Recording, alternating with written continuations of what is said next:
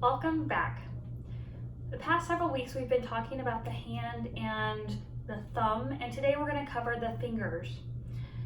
Now the fingers is very similar to the thumb in that the muscles that control the fingers attach in your forearm, and the muscles turn into tendons that attach to the bones and joints of your fingers and allow them to move, either to extend, contract, and then we also have some muscles in our hand that allow our fingers to move in and out. So all of these muscles have tendons that attach between the muscle and the bone to control our movement. Often I'll get people with random finger pain, or they have arthritis in one of the joints.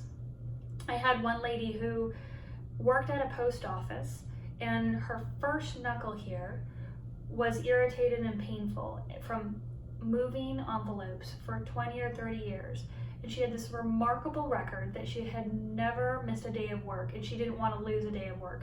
It had been 20 to 30 years. Now she had seen a doctor because she was having a lot of pain from doing this every single day. She had an x-ray and was diagnosed with arthritis. She was told she was bone on bone, and she was recommended a joint replacement surgery.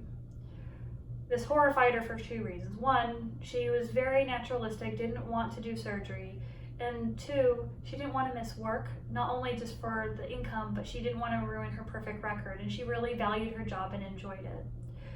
So I saw her after work one day, and initially I was working at a different location, and she was recommended that she get dexterity exercises. And she was taught to do a lot of strengthening things for her hand. And after watching her do these things, I talked to her and I said, if we have another option for you, would you give it a try that's a little bit outside the normal treatment that you would think for pain?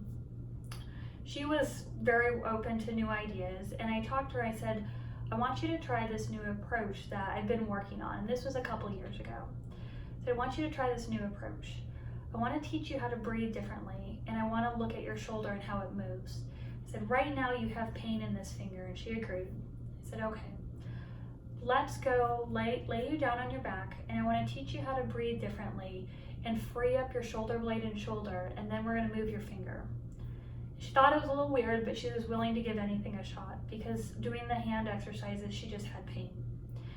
So I took her, laid her down on a table, and taught her how to breathe using some of the breathing training that I put on my website under media and interviews. And I showed her how to reach again, which is same as my reaching video, and how to relax her shoulders so her upper traps weren't high, relax her pecs, and then reach using her shoulder blade and serratus anterior muscle.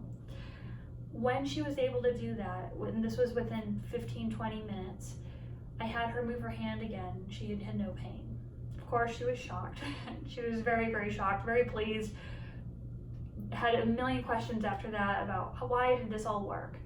But I want you to think about it.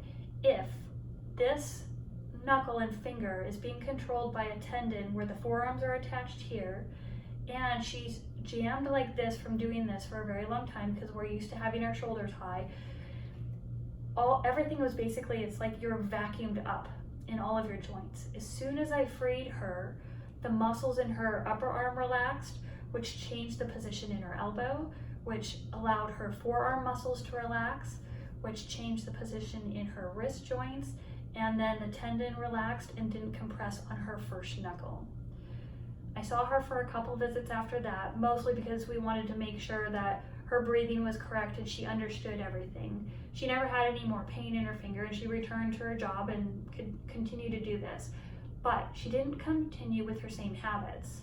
She made sure her shoulder was down, her pecs were relaxed, and she could feel things, but she didn't tense everything up. It wasn't all about speed anymore. It was about staying relaxed and using her body in the moment without everything being suctioned up and in this stressed mode.